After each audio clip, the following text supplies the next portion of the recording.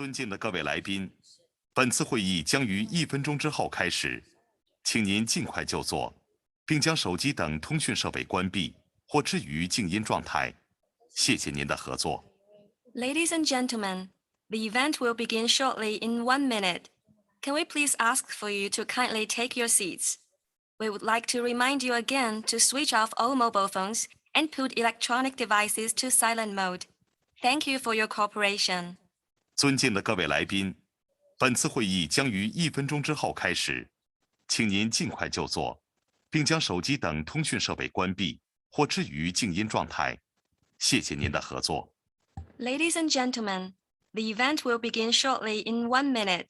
Can we please ask for you to kindly take your seats? We would like to remind you again to switch off all mobile phones and put electronic devices to silent mode. Thank you for your cooperation.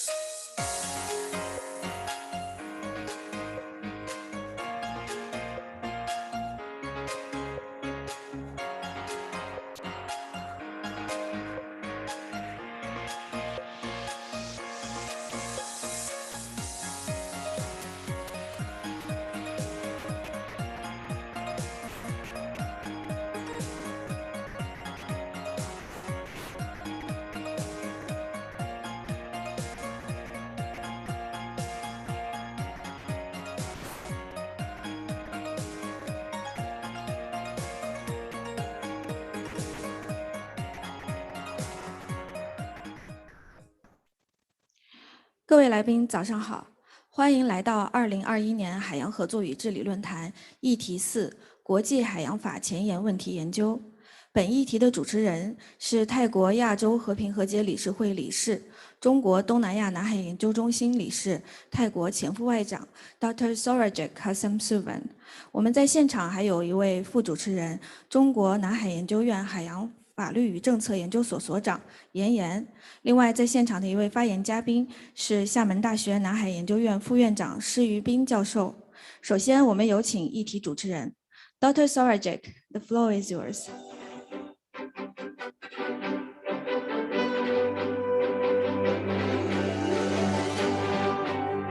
Morning, ladies and gentlemen. Welcome to the second day of the symposium on global maritime cooperation and ocean governance. First of all, I would like to thank Dr. Wu Xishuan, Chairman of the Board of the China Southeast Asia Research Center on the South China Sea, or CSAC, and the founding president of National Institute for South China Sea Studies for the kind invitation and for organizing this important symposium. Without further ado, allow me to commence this session 4 of the GMCOG, which is entitled Frontier Research on International Law of the Sea. This session is taking place as the UN conference. This is the UN Convention on the Law of the Sea of 1982 is turning 40 next year. And as the COP26 in Glasgow is drawing to a close in 2 or 3 days' time on Friday the 12th. Therefore, in this session, we are honored to have participants who will take us through the appraisal and the implementation of unclosed provisions and related international environmental law issues, as well as other issues such as maritime law enforcement entities. The enriched presentation this morning will come from distinguished speakers who's already in Sanya, those who are in Beijing, Christchurch, Bangkok, and Osaka, and from our commentators from ASEAN and HICO. So as a basic guideline for this symposium, I would like to request each speaker and commentator to please kindly keep his presentation strictly to no more than 12 minutes. His or her presentation strictly to no more than 12 minutes, so that we would have some 30 to 40 minutes for Q&A and discussion before this session adjourns. So let me begin from our distinguished speaker who is already in Sanya, Professor Shi Yubing, who is Vice Dean of South China Sea Institute, Sherman University, who has done extensive work on marine environmental law and marine diversity in areas beyond national jurisdiction, the BBNJ. Professor Shi Yubing, please. Thank you, Chair. Good morning, ladies and gentlemen. First, I would like to thank Chairman Wu for inviting me to attend this conference. It's my honor to share some of my research with all participants. As we know, BBNJ negotiations has become one of the most significant regulatory processes in the field of law of the sea. And now it has come to a vital stage. However, a number of divergences still exist, including the relationship between UNCLOS and BBNJ negotiations. 2 years ago, when the third BBNJ Intergovernmental Conference was held in New York, during the coffee break, I talked with some delegates from other states. So they told me that a proposal that treats Part 15 of UNCLOS on a voluntary basis might undermine UNCLOS. So I think it is important to do some research on this topic. My presentation will consist of 5 points. First, we will briefly discuss about whether UNCLOS could be regarded as a living treaty or constitution for the oceans. Then I would briefly introduce the latest regulatory progress on BBNJ negotiations. And then I will try to identify the relationship between UNCLOS and the BBNJ negotiations and try to apply this relationship to the revised draft of BBNJ agreement. And based on those discussions, I will try to draw a preliminary conclusion. So first, the status of UNCLOS. From the literature, we can say quite often UNCLOS has been regarded as a constitution for the oceans. According to my understanding, this is mainly because UNCLOS provides a legal framework within which activities in the oceans and the seas must be carried out. However, can UNCLOS address all issues related to the ocean? I think probably cannot. Just as Professor David Ong introduced yesterday, we still need general international law and some soft law instruments. So also in the literature, we can find there are some professors, for example, Professor Jill Barrett also provide some doubt on this the status, whether this can be really regarded as constitution for the oceans. Okay. And another identification of the status of UNCLOS is that it's a living instrument or it's a living treaty. Because as we know, the provisions of UNCLOS can be interpreted, meaning many things. It can expand the scope of the provisions. It may be applied to the issue that was not appear when UNCLOS was adopted, was negotiated. So, but a problem may appear. How alive is UNCLOS? Or are there any limits to this? As we know, the South China Sea arbitration, the decision, one of the decision provides some interpretation on Article 121 on island and rock. And of course, if we read the literature, we find there are many criticisms on this decision. For example, the former president of ICJ commented that the tribunal's decision on this issue actually rewrite the ocean. So there should be a limit on UNCLOS concerning its status as a living treaty. So in this regard, we can see some expression, some argument from the literature. For example, Professor Michael Wood assert that those changes should go with the grain of the convention. They should cleave to the fundamental principles of the convention. For example, freedom of navigation. So they think this should be the boundary. But regarding BBNJ, I think probably those values or those fundamental principles may also be violated. For example, as we know in BBNJ agreement, some of the elements, including marine protected areas in high sea, may actually prevent or limit the real freedom of the high seas, including freedom of fishing. So in my opinion, both terms, including Constitution for the Oceans and a living treaty, are conditional. It's not absolute. But of course, it's very important. Now, since UNCLOS cannot address all issues, that's why we need the BBNJ agreement. And now this, of course, one of the main reasons is that there's a regulatory gap, including UNCLOS and CBD. Those conventions cannot address the loss of biological diversity in areas beyond national jurisdiction. So now we can generally clarify BBNJ negotiations into 3 stages or 3 phases. Phase 1 is a so-called informal working group. So the main achievement of this phase is to reach a consensus that a package deal should be pursued on this purpose.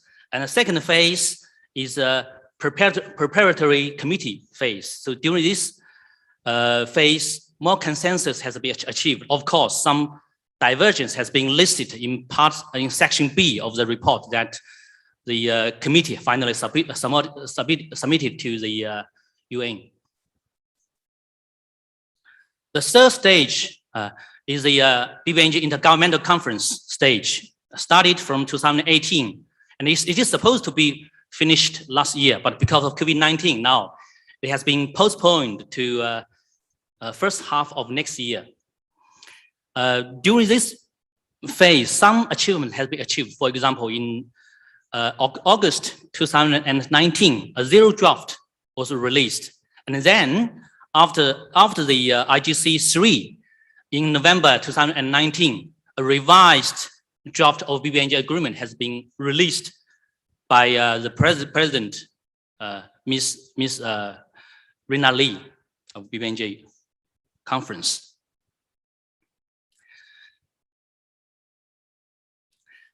Next, I will try to identify the relationship between UNCLOS and BBNJ negotiations or BBNJ agreement. So what kind of relationship should be?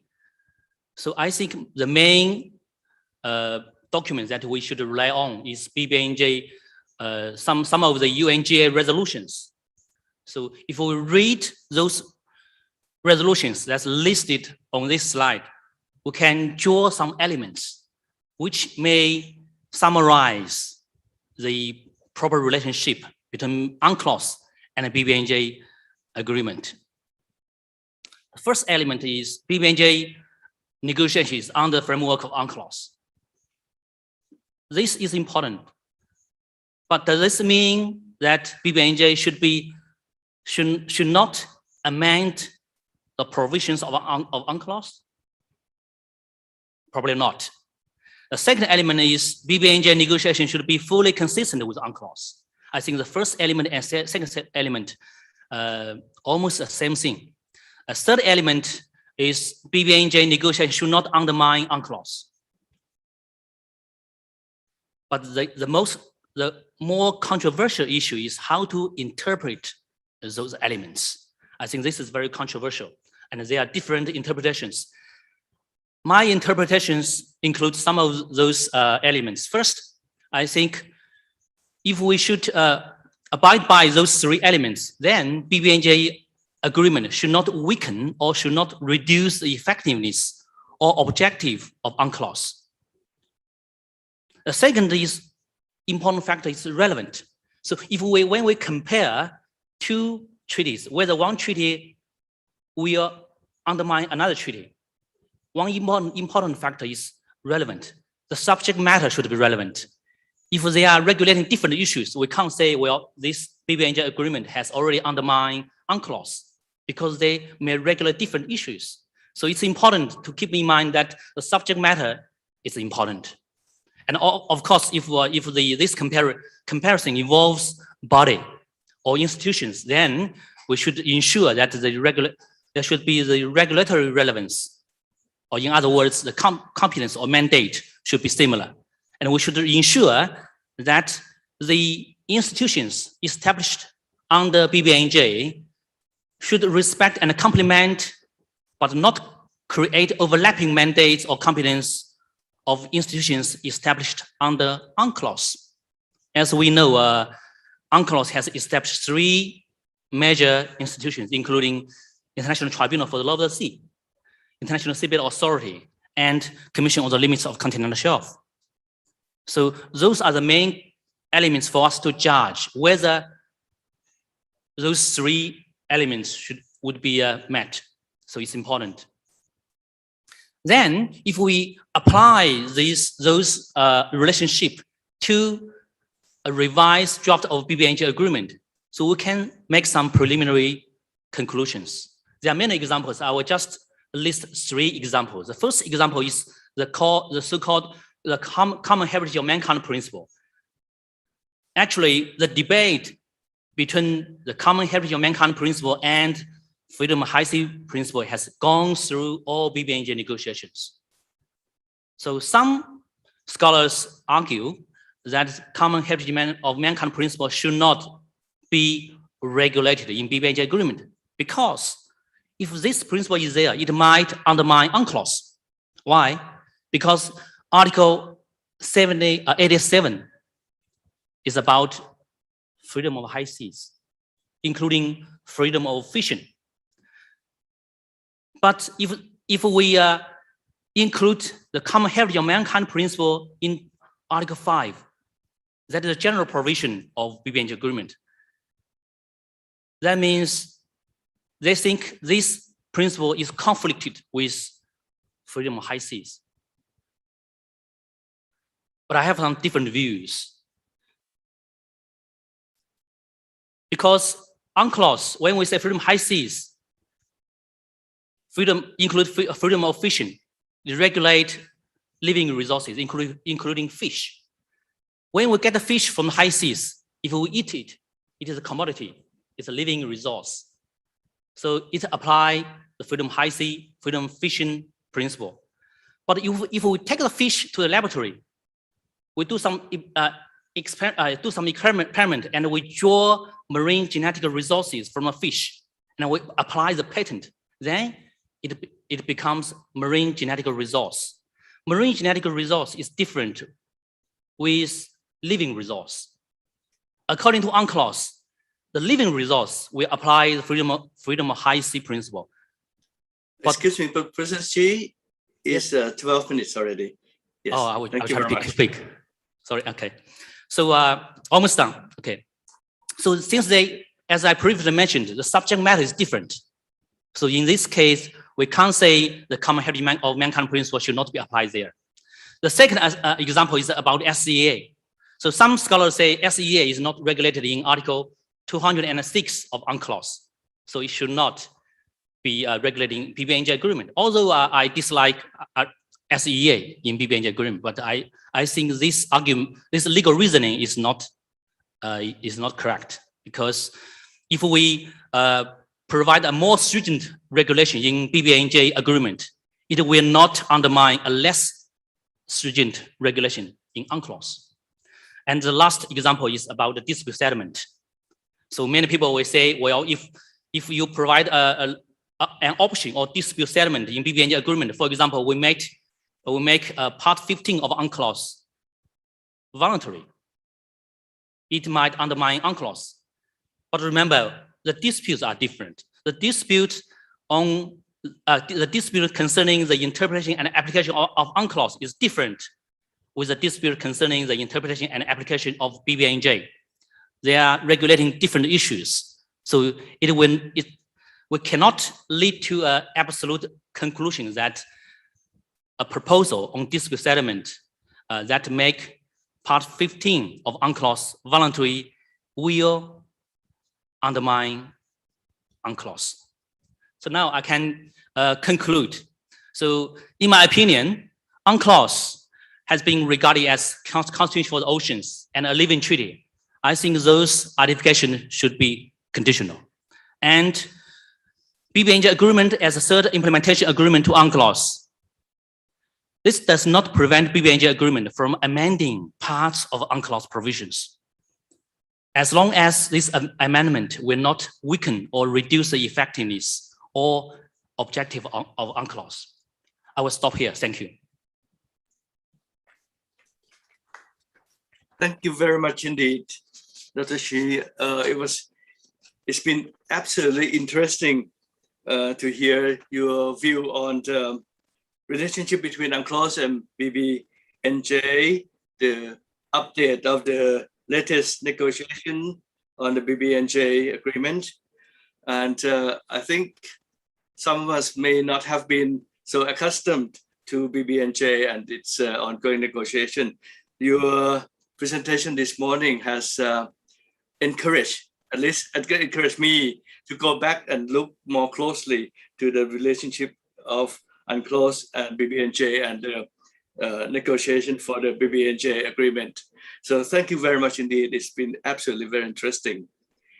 Next, from Christchurch, Professor Karen N. Scott from the School of Law, University of Canterbury, New Zealand. Professor Scott is president of the Australian and New Zealand Society of International Law and editor-in-chief for Ocean Development and International Law. She has produced a prolific number of books and articles on the law of the sea and international environmental law. So it's a privilege to have you with us, Professor Scott. The floor is yours, please. Thank you very much, Chair, for that very kind introduction. I'm just hoping to share my screen with you all. I'd like to begin by thanking the conference organisers for their very generous invitation to present at this symposium, and I'm delighted to be with you all virtually this morning. My paper is titled, "Is the Law of the Sea Fit for the Anthropocene?" And in this panel, which is entitled Frontier Research on the Law of the Sea, the Anthropocene might be characterized as a new frontier for legal research. As a geological epoch, arguably our geological epoch, the Anthropocene describes a profound shift in the relationship between humans and the rest of nature. In the Holocene, we built our civilization and indeed our systems of international law, including the law of the sea, on the basis of key assumptions, primarily being relative environmental stability and perpetual economic growth. These assumptions arguably will not apply in the Anthropocene. And I think in light of this, we need to ask ourselves whether the law of the sea is fit for this new era, the Anthropocene. To put it another way, what assumptions should underpin the law of the sea in the Anthropocene? So, for example, do we need to change the way we think about our relationship with the marine environment and the consequent impact on traditional freedoms such as navigation and fishing? How do we conceive equity as applying between states and among generations? And how should we resolve or reform our processes for managing disputes in an increasingly unstable environment? Now, for the purposes of this paper, I'm going to explore this question in the context of an issue which is emblematic of the Anthropocene, climate change and ocean acidification. And this seems to me particularly apposite, given that this is the second week of COP26 taking place in Glasgow, as mentioned by the chair in his introductory remarks. The oceans have been traditionally treated as a poor cousin of both territory and atmosphere in terms of regulatory and policy responses. The oceans are not, for example, front and centre of the climate change regime, for example, although they are not as marginalised as they once were. And climate has struggled to make it to the top of the agendas of Law of the Sea institutions. And whilst this clearly is changing, the nature of the institutional infrastructure of the Law of the Sea means that climate is largely addressed on a sectoral basis in relation to fishing or shipping, for example, rather than holistically. I would like to note, though, a recent positive development from an oceans perspective, and that's that the Paris aspiration of a 1.5 degree temperature rise limit, as opposed to the 2 degree obligation, has been increasingly accepted by states. This 1.5 degree centigrade target was pushed for by Pacific Island states in 2015 out of concern that the 2 degree obligation was insufficient in the context of sea level rise and warmer oceans. Whether, of course, a 1.5 degree temperature rise is acceptable from an oceans perspective is far from clear. And I think it's also worth noting that there's no target relating to ocean pH, the issue, of course, associated with ocean acidification. So one of the biggest challenges, I think, for the Law of the Sea and the Anthropocene is how we adapt the Law of the Sea, in particular UNCLOS, to a climate change world. And there are a number of issues that I could have picked for this paper. Probably the issue that's had the most prominence is sea level rise and the need to adapt traditional rules relating to baselines and maritime delimitation to stabilise and fix limits, excuse me, irrespective of sea level rise. And there is, I think, now increasing acceptance, at least in the Pacific region, that our assumptions relating to baselines and maritime boundaries should be underpinned by considerations of equity and fairness rather than simply geography. And this has been quite recently demonstrated in the declaration adopted by the leaders of the Pacific Island Forum on the 6th of August this year on preserving maritime zones in the face of climate change related sea level rise. Other issues which raise important questions for the Law of the Sea include access to fish stocks that move between maritime zones, the relationship between climate refugia or protected areas and the rights of fishing and navigation, as touched upon by our previous speaker, and the oceans as a means to mitigate climate change through ocean engineering. For the purposes of this paper, however, I want to consider just one issue, and that is whether the Law of the Sea, as distinct from the climate change regime, creates obligations to prevent and control CO2 pollution, which leads to ocean acidification. And I would argue that the answer is yes, that there is a due diligence obligation, distinct from any obligation under the climate change regime, to address ocean acidification as a source of marine pollution. And moreover, that complying with obligations under the Paris Agreement may not in fact meet Law of the Sea obligations under UNCLOS. Part 12 of UNCLOS, in particular Articles 192 and 93, create a general obligation on all states to protect and preserve the marine environment. And Article 194, paragraph 1, requires states to take measures jointly or individually to prevent pollution from any source. Pollution, of course, is defined under UNCLOS as substances or energy introduced directly or indirectly into the marine environment that results in deleterious effects to marine life, among other impacts. I think whether introduced directly as a consequence of CO2 sequestration or indirectly as a result of so-called natural drawdown or ocean fertilization activities, there can be little doubt that the impact of CO2 on marine life can be described as deleterious and therefore pollution from the perspective of UNCLOS. Now, the broad obligation to prevent pollution under Article 194, as I'm sure this audience is aware, is implemented in subsequent provisions under UNCLOS, looking at particular sectors, whether that's vessel source pollution, land-based dumping, etc. And for the purposes of this presentation, I want to look at just one of those provisions today, and that's Article 212 on atmospheric pollution, which is directly applicable to ocean acidification. So the inclusion of atmospheric pollution within UNCLOS was actually advocated during negotiations in 1973, so very early on in the UNCLOS negotiations. And therefore, UNCLOS is in fact one of the first global treaties that recognized atmospheric pollution as a source of marine pollution. Under Article 212, states party to UNCLOS must adopt laws or regulations to prevent atmospheric pollution of the marine environment in respect of their territory or vessels under their jurisdiction, taking into account internationally agreed rules. So this is a due diligence obligation, due diligence having been developed by a number of institutions, including the International Tribunal for the Law of the Sea. And I would suggest that this obligation applies, along with Articles 192 and 194, to ocean acidification. So what's the content of this obligation? Well, Article 212, like other articles within Part 12 of UNCLOS, so 211 or 210, for example, refer to internationally agreed rules and standards.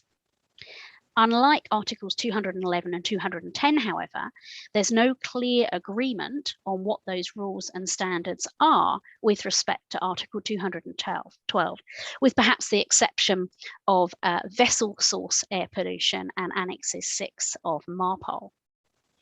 A teleological interpretation of UNCLOS might suggest that the UNFCCC regime provides the rules and standards for the purposes of Article 212. After all, the UNFCCC and now the Paris Agreement is the primary global regime addressing climate change and, importantly, in the context of ocean acidification, CO2 emissions. However, although the overall aim of the UNFCCC is clearly supportive of the objective of Article 212, so they are mutually supportive, the focus of the UNFCCC regime is very much on the atmosphere rather than the hydrosphere. And that was the original case, and I would suggest remains largely the case today. This is illustrated by the definition of climate change within the UNFCCC itself, as well as the approach of both the Kyoto Protocol and the Paris Agreement. So both agreements, for example, allow states considerable flexibility in meeting their obligations under each instrument. Neither provides for specific targets in relation to CO2, which is the primary cause of ocean acidification. More importantly, the temperature target established under the Paris Agreement of 2 degrees is widely agreed to be inadequate in relation to the ocean. Some scientists even suggest the 1.5 degree target is inadequate in relation to the oceans. And I think of equal importance in the context of ocean acidification, there's no pH target under the Paris Agreement. So if all states actually met their Paris obligations and global temperatures were miraculously limited to 1.5 degrees, but levels of CO2 did not significantly decrease, in other words, if states were able to meet their commitments without otherwise decreasing CO2, then we're still left with the very significant problem of ocean acidification. So I guess the fundamental question for me is, even if states comply with their obligations under the UNFCCC and specifically under the Paris Agreement, has their due diligence obligation under Article 212 of UNCLOS been met? On the one hand, one might argue that the UNFCCC regime provides the lex specialis in respect of atmospheric pollution, and it would be unreasonable to expect states to go beyond their climate commitments, particularly when UNCLOS provides no additional guidance or standards on what would be required to comply with due diligence in this context. On the other hand, however, if it can be demonstrated that the UNFCCC Paris commitments are clearly insufficient or inadequate in order to prevent, reduce and control pollution constituting or leading to ocean acidification, then it would seem to be anachronistic to argue that compliance with those standards constitutes due diligence in this context. I would argue that the due diligence obligation under UNCLOS to prevent, control and reduce pollution of the marine environment caused by ocean acidification is not met simply by meeting the UNFCCC Paris commitments, except where those commitments also expressly relate to ocean acidification, essentially to CO2 reduction. And I think this conclusion is actually supported by those other soft instruments which have been adopted to address ocean acidification, such as Sustainable Development 14.3, which have called upon states to address ocean acidification distinct from and beyond their obligations under the UNFCCC regime, implicitly recognizing that the UNFCCC regime and the Paris Agreement does not adequately address ocean acidification. So why is this important? This is my final slide. And how does it relate to the law of the sea and the Anthropocene? Well, the oceans have long been treated as a Cinderella or poor cousin of the atmosphere and terrestrial environment when it comes to climate change. But I think this is changing. We are appreciating that our oceans are already changing in response to climate change, and much change is now inevitable and potentially catastrophic. UNCLOS provides a constitution for the oceans. This point was made forcibly by the previous speaker. But it needs to be actively applied, interpreted, and developed in order to remain relevant within and appropriate for the law of the sea in the Anthropocene. Now, here we have an example, ocean acidification, a problem that falls squarely within the remit of the law of the sea, but it's largely been neglected by law of the sea instruments on the basis that it's covered by the climate change regime. But I would argue that that coverage is inadequate. Therefore, in order for the law of the sea to remain relevant, to become a key part of our processes, we need to actually apply the law of the sea as we have. So in this particular case, the due diligence obligation to prevent ocean acidification. So I would suggest when looking at the obligations with respect to ocean acidification, the UNCLOS obligations are as equally relevant to states as the UNFCCC obligations. And applying UNCLOS actively in this way is a step in ensuring that the law of the sea remains relevant in the Anthropocene.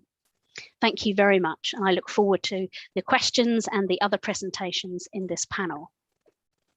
Thank you very much indeed, Professor Scott. It's been absolutely fascinating to hear your presentation on the what you call the new frontier of the law of the sea research on the relationship between the law of the sea or UNCLOS and Anthropocene, and it's so apt that we discuss this right here while they are talking and couldn't reach an agreement in Glasgow just now.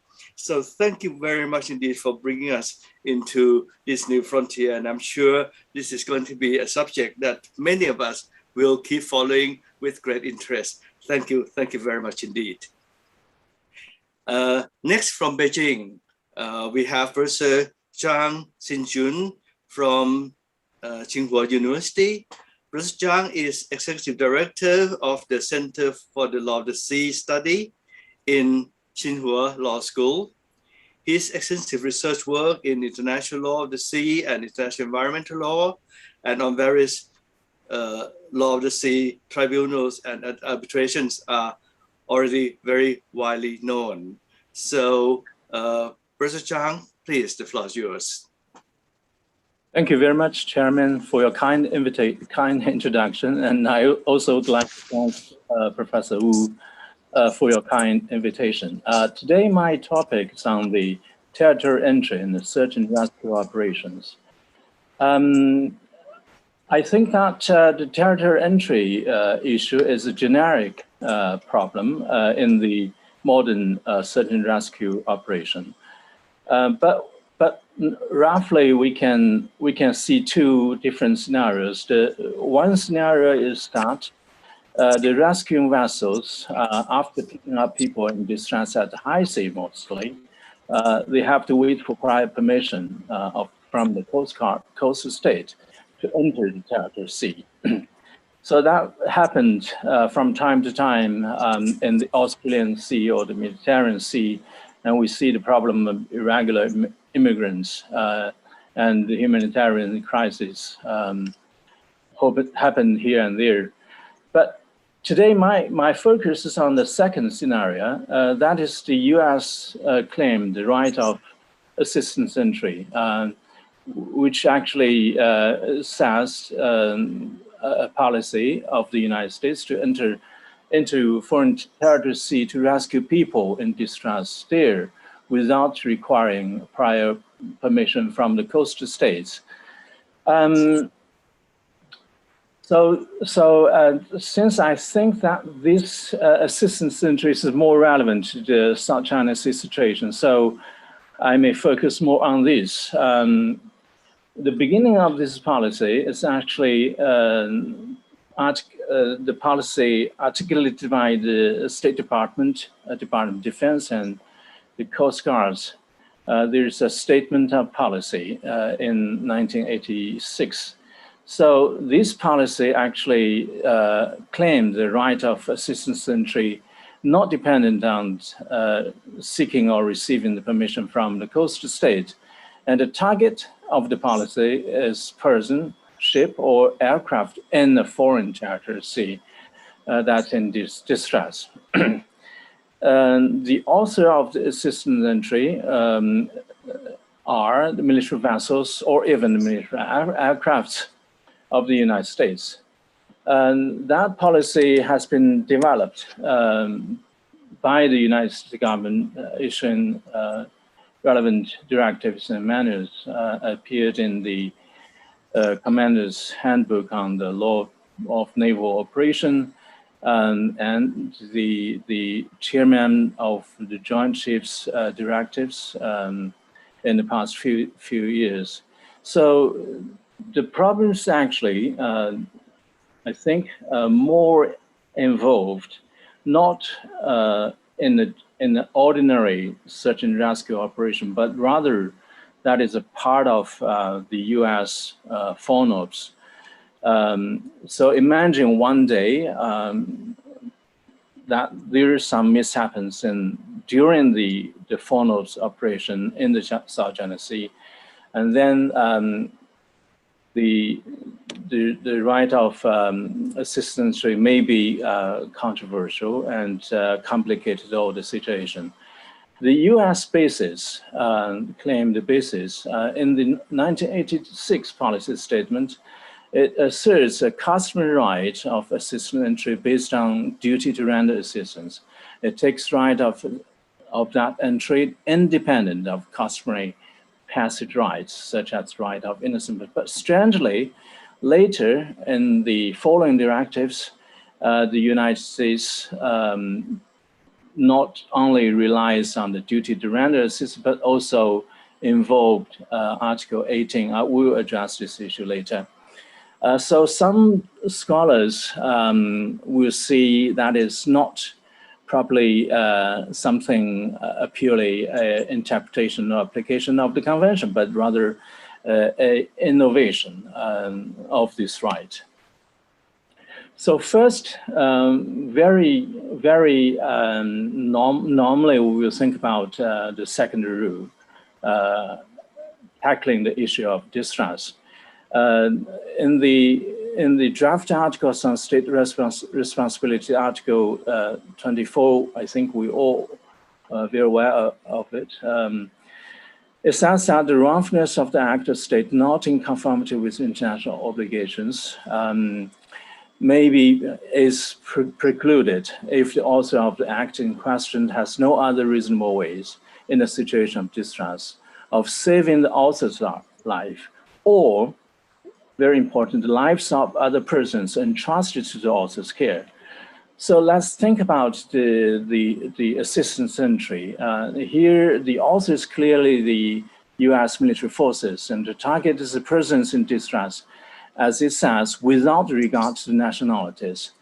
But then the issue is how we understand the condition, the lives of other persons entrusted to the author's care.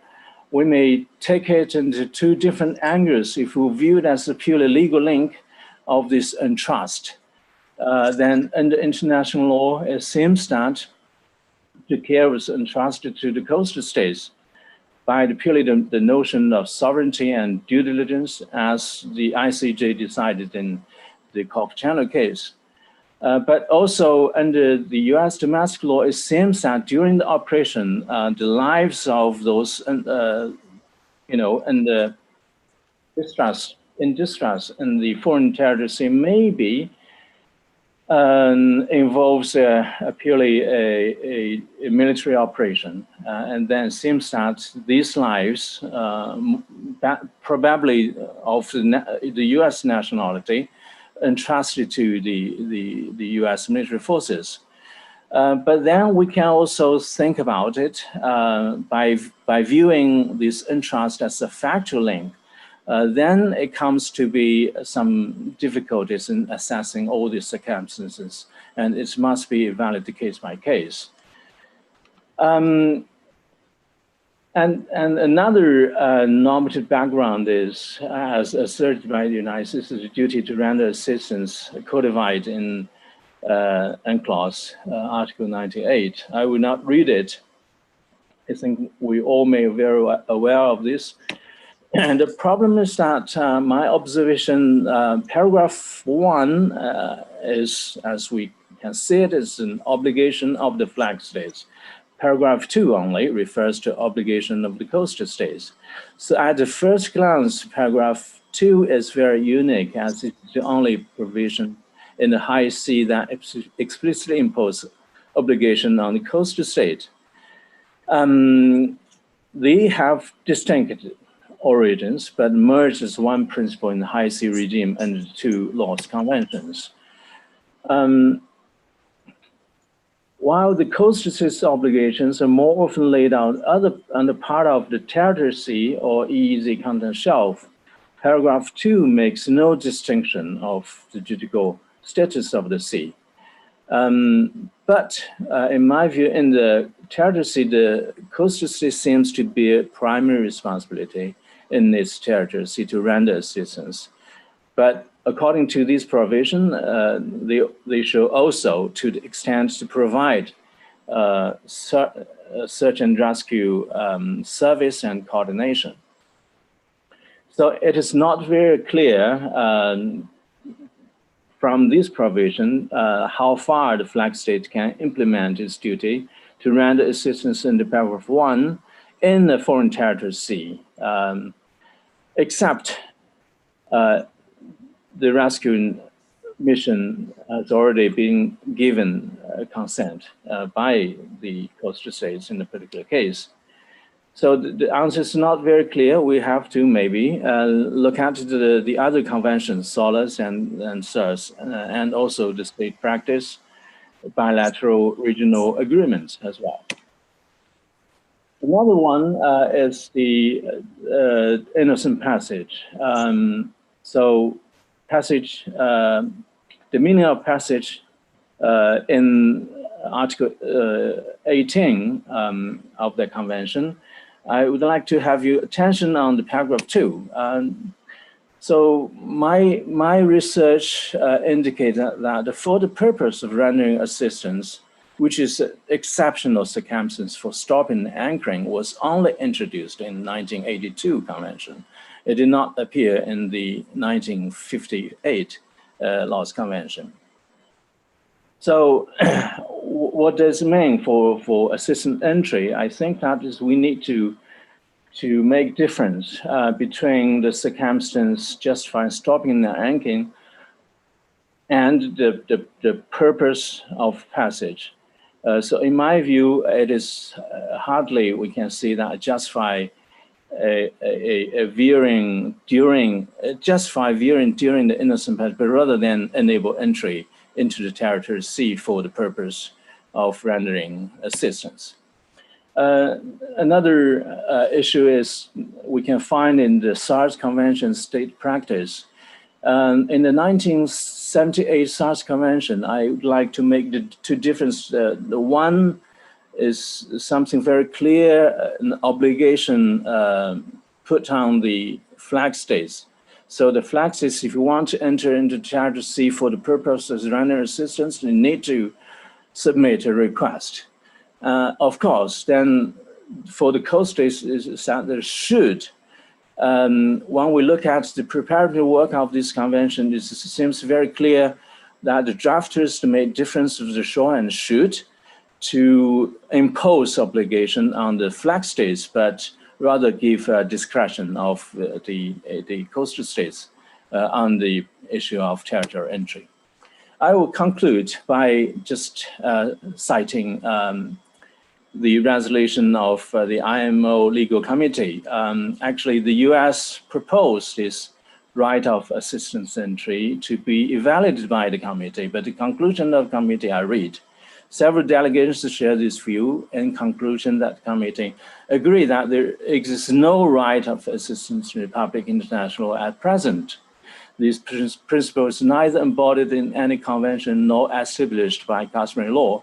Many of delegations emphasize in this connection that it is important not to upset the delicate balance between the duty to render assistance on the one hand and the sovereign right of coast states to control entry into the operation in their water on the other.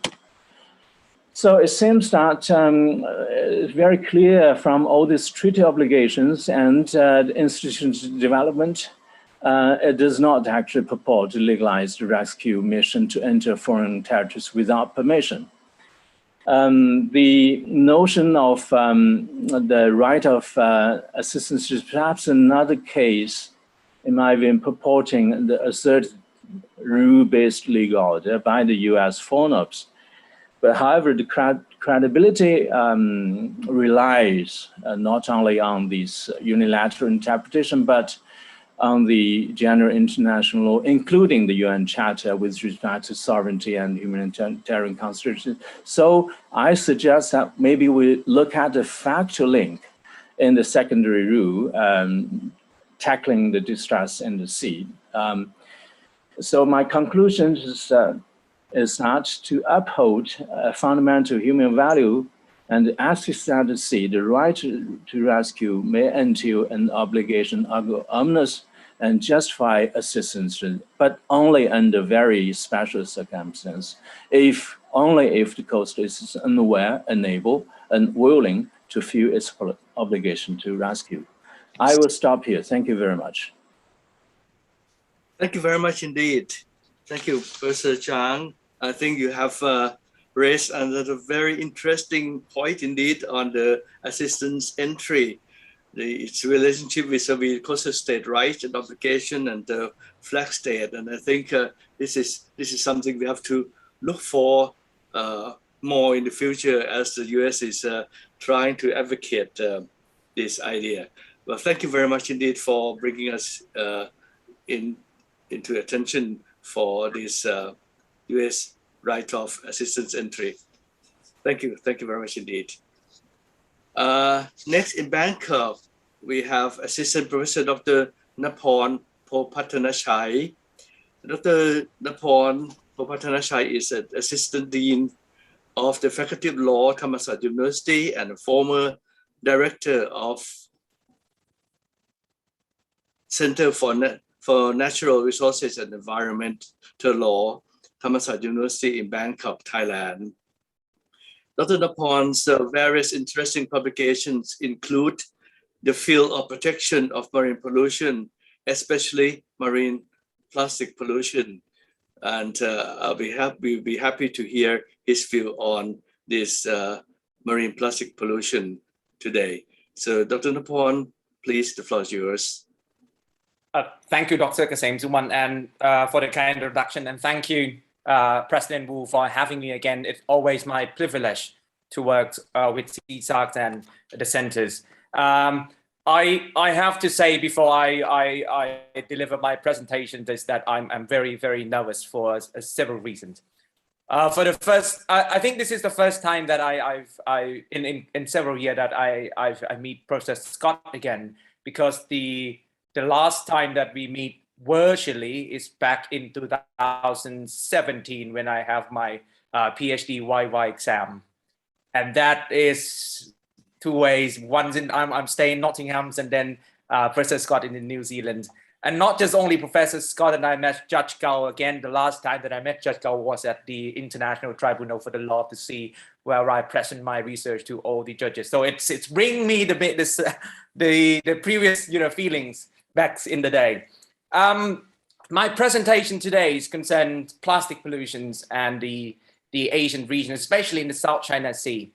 I entitled my presentation as the futures of plastics and the roles of Asian region in protecting the marine environment. There's a reason behind. I think personally, I see the futures in Asia. I always see the future in Asia, in the East, as always, as the sun rising from the East. And for the past couple of decades, I think we have so many troubles in Asia.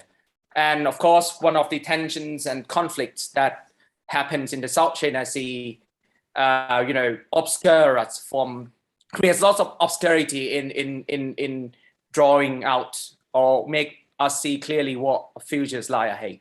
And that is a very, very important issue that we need to discuss this very, very carefully. And when it comes to the protection of the marine environment, this is more than important simply because others, messy issues always,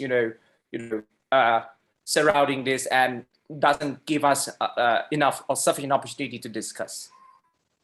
Therefore, I think I'm trying to see the positive light of the sea of troubles. And I'm trying to see what is actually we as an Asia, as a regions, we have in common, and we can add, in fact, the quality to our future of the sea. My presentation today, there are a couple of topics that I want to cover. The plastic pollutions in Asia. So, of course, I'll give you some overview of what happens in Asia, the international legal frameworks that related to plastic pollutions, cooperative arrangement in Asia that dealing with plastics, if any. And then I'll try to offer some Asian perspective to global plastic regulations that, are upcoming in the discussion in the UNIA 5.2, and also some challenges and opportunities as well. As research shows, up to date, at least up to 2017, there are more than 6,300 metric tons of plastic waste being produced totally in this globe. And, three-fourths of this amount end up in the dump site or in the natural environment. Of course, Asia is, the largest contributor to global plastic waste. And very, very, very, not so surprisingly, the top 5 contributors to marine plastic pollutions are in Asia. And of course, Asia alone responsible for at least 51% of the global plastic pollution. So what happened in Asia creates impacts to this global society with respect to plastic pollutions. Talking about the international legal framework that has already in place, there are so many multilateral environmental agreements that can deal in one way or another with plastic pollution, starting from one that regulate entirely the sea and ocean. Of course, the United Nations Convention on the Law of the Sea 1982, to which Professor Scott has kindly introduced some of the key provisions, Article 192, 94. And of course, when it comes to plastic pollution, which is mostly land-based, Article 207 also oblige state to adopt laws and regulations to prevent, reduce, control land-based pollution, including marine litters and plastic pollutions. United Nations Convention on Biological Diversity 1992 also, deals with plastic in various ways. Of course, not just only on the terrestrial environment, but also in the coastal environment as well. There are an obligation for state to protect not only species, but also to protect the natural habitat of that species as well. And of course, that also the protection of that natural habitat from plastic pollutions as well. We have also one the major conventions and for today that dealing with pollutions more specifically, that is the Basel Convention on the Control of the Transboundary Movement of Hazardous Waste, and that is also 1989. Basel Convention perhaps is one of the very, very important pollution convention that trying to regulate the transboundary movement of hazardous waste. And of course, the Conference of the Parties to the Basel Convention adopted a couple of years ago the amendment to these conventions includes certain types of plastics into the regulation of these conventions as well. And of course, these bring to another era of the Basel Convention to be more proactive to the marine plastic pollutions.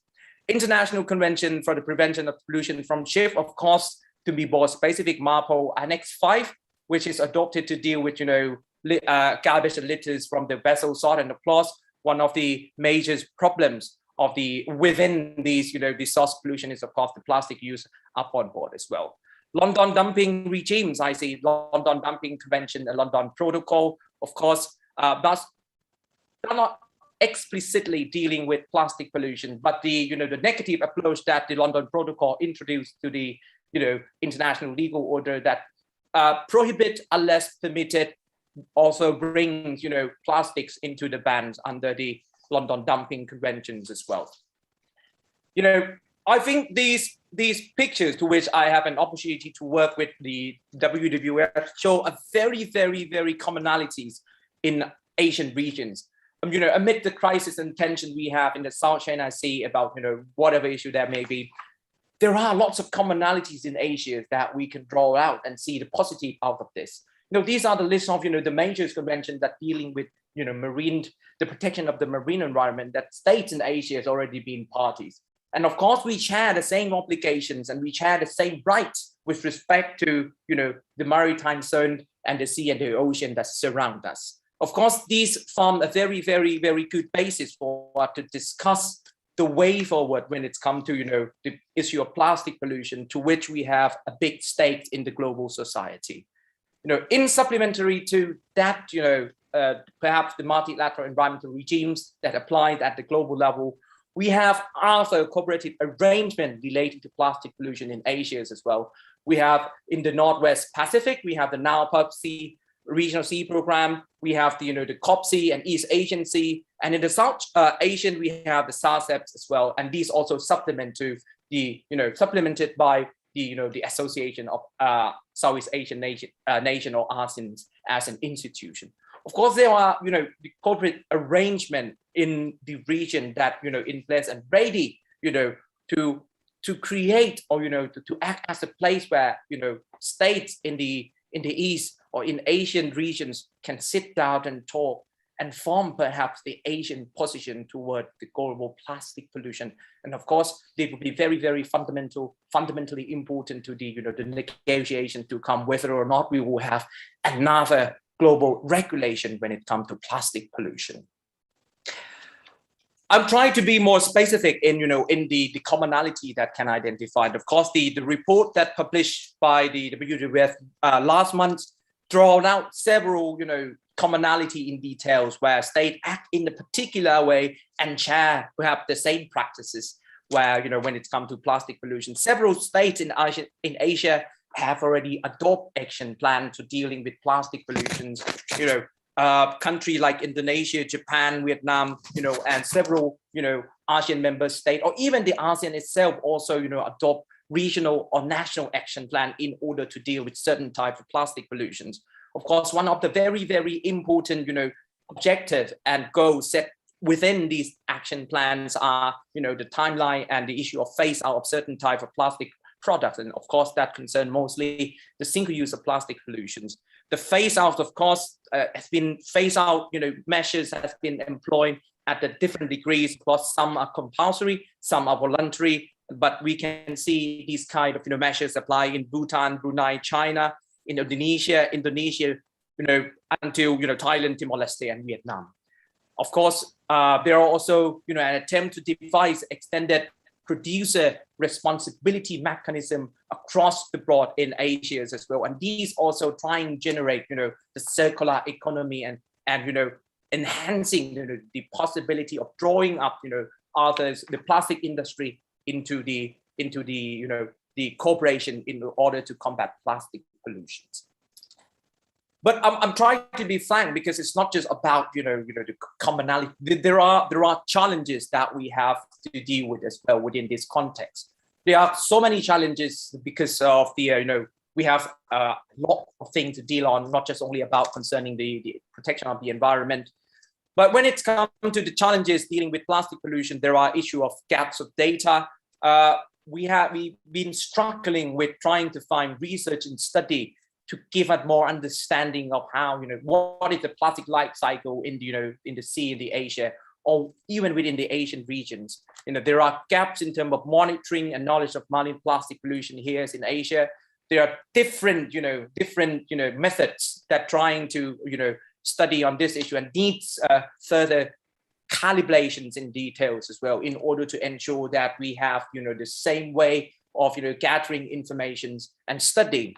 There are financial and technological limitations to this as well. And of course, that is concerned with more Asian developing countries where they need, financial to develop, waste treatment facility within the country, and also trying to accommodate themselves with the more, cleaner technology in order to ensure that there would be no leakage into the marine environment of the plastic pollution. One of the very, very important issues to which Professor Scott has also raised in terms of ocean acidification is the transboundary nature of the problems. And plastic pollution is even more, evidential in this sense, because, when, several archipelagic states would feel this more than, the normal coastal state, because, when plastic pollution run ashore and you see huge amount of plastic waste, get on the beaches, and, because of the transboundary natures of the problem, they cannot identify the origin of this plastic, and the action that can be taken is also limited only to national action, simply because they cannot really identify the owners and where it come from. And that is the problem, because in some country where financial resources limited, but they have to deal with plastic from elsewhere, not within the leakage from the domestic society or the production of the national society. These create huge amount of burden to the states as well. I've already mentioned the ineffectiveness in part that also deal with the lack of fund and the lack of waste treatment facility in the national systems. And lastly, it's one of the another important issue is the insufficient attempt to implement supplementarily the existing multilateral environmental agreement in order to combat plastic pollution. As I mentioned earlier on, that we have the international framework in place already, and those are very, very important in dealing with plastic pollution in one way or another. But there are no forum, or there are less opportunity for states to sit down and talk. How can we implement UNCLOS, Basel Convention, biodiversity conventions, so on and so forth, in the complementarity way, in order to ensure that the obligations are coherent, it is compliant with each others, and it can bring out an effectiveness in trying to combat plastic pollution without the need to bring in the new global regulations. There are some outcry from several states that we haven't been attempting to trying to fully enforce the existing multilateral environmental agreement in trying to combat plastic pollution. And these create fears of having the new global regulations on plastic pollution would create the new type of pollution that is so-called the law pollutions as well. And that is perhaps, if I could interrupt, is 12 minutes. Thank you very much. Okay, I'll take 30 seconds to finish off. There are opportunities as well. And there are issues that, from these challenges that helps us to trying to draw the commonality out and trying to lay down or create our basis for whatever negotiation to come. We can discuss the comprehensive life cycle approach to dealing with plastic pollution. What are the targets for prevention or elimination of plastic pollution? How can we employ extended producer responsibility? What are the financial and technological transfer that needs in Asia? And how do we calibrate reporting and the monitoring system and ensure the compliance with the international obligation that dealing with plastic pollution? I think these are the opportunity, and that also concludes my presentation. I'm happy to discuss later on in the discussion. Thank you very much. Thank you very much indeed, Dr. Naporn.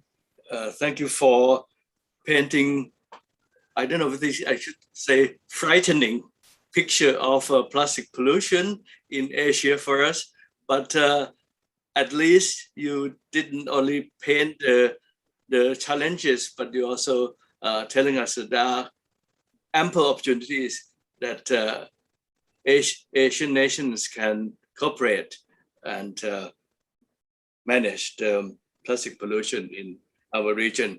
So thank you very much indeed for bringing us into attention for in the case of the plastic pollution. Next from Osaka, Professor Akira Mayama from Osaka School of International Public Policy, Osaka University. Professor Mayama's research has been focusing inter alia on the law of armed conflict He's also has participated in the drafting processes of several treaties, particularly those concerning armed conflict and international defense. So, Professor Miyama, please, the floor is yours. Okay. Thank you, Mr. Chairperson, Dr. Kasimisban, for your very kind introduction. Can you hear me? Is it okay? Yeah, okay, thank you. Yes. Before beginning my short presentation, I would like to express my gratitude to Dr. Wu and other friends at the National Institute for South China Sea Studies for inviting me to this very important symposium. Today, I would like to discuss the legal status of maritime law enforcement agencies or coast guards in times of peace and armed conflict. Honestly, I clearly realize that this issue is not a frontier issue, which is the main theme of this session. However, compared with the other regions, East and Southeast Asian states have developed their maritime law enforcement agencies at a much faster pace, and also there are maritime disputes among these states. Remembering these situations, in order to prevent legal escalation triggered by legal misunderstanding, I believe that it is needed to examine this issue. We all realize that patrol craft of maritime law enforcement agencies are commonly painted in white and have colorful racing stripes on their bow. However, justice differs. The agencies deploying these vessels can be divided into three categories. First, agencies keeping armed forces in times of armed forces, and second, agencies having civilian character but are incorporated into armed forces in times of armed conflict. And the third, agencies having a civilian character in both peace and armed conflict. Therefore, even if these vessels are painted in white, some of them have the status of warships. Of course, regarding law enforcement, whether an agency has a military or civilian character does not matter in itself. However, when evaluating their activities at sea, it should be recalled that there are two legal demarcation lines, one between law enforcement and the use of force as envisaged in the United Nations Charter. The other delimiting law enforcement and hostilities as defined by the law of armed conflict. These two lines are related, but they differ theoretically. The problem here is whether law enforcement activities by military law enforcement agencies forming part of armed forces cross these two lines more easily than civilian ones. So far, the focus is usually on the first delimitation line, namely the line between law enforcement and the use of force. However, the issue on the second delimitation line, that is to say, the line between law enforcement and hostilities has equal importance because in an armed conflict, the law of armed conflict at sea prevails over the peacetime law at sea. In terms of law of armed conflict, any convention does not mention the intensity level required for armed conflict. Even the decisions of international tribunals do not indicate any objective criteria. However, the ICRC's commentaries on the Geneva Conventions indicated there may exist an armed conflict without any armed attack in the sense of the UN Charter. If such a lower threshold is taken, the use of arms by law enforcement agencies seems to cross the intensity threshold for an armed conflict relatively easily. However, in most cases, such measures are not considered as constituting an international armed conflict, insofar as such measures fall within the scope of the proportionality required for law enforcement. It is generally recognized that the determination of the existence of an armed conflict depends on the factual elements. However, when evaluating activities for law enforcement, the purpose element must be considered in addition to the factual element. Therefore, it might be safe to hold that insofar as possible measures fall within the scope of the proportionality principle of law enforcement, the use of arms may neither constitute an armed conflict nor perhaps military activities as provided for in Article 298 of the Law of the Sea Convention. The next issue to be examined is whether the same thing can be said irrespective of the classification of maritime law enforcement agencies. The status of agencies under national laws differs among the states, as I mentioned earlier. But current state practices provide evidence that the mere involvement of military law enforcement agencies does not in itself have any effect on the legal character of forcible measures. And the threshold modified by the purpose element of law enforcement would be similarly applicable.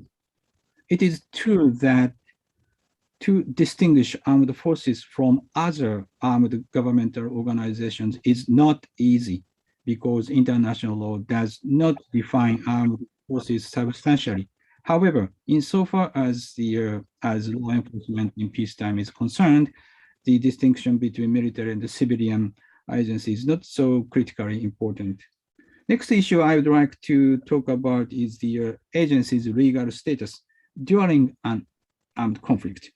In the case of law enforcement agencies constitute armed forces, it is easy to describe their status. They can actively take part in hostilities. The only remaining issue would be that international law does not define armed forces substantially.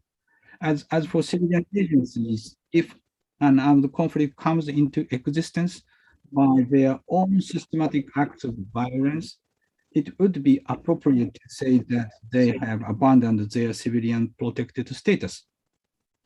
It should be recalled that even in this case, their members are not provided privileged combatant status. In other cases, civilian law enforcement agencies are given the same protection as other civilian organizations.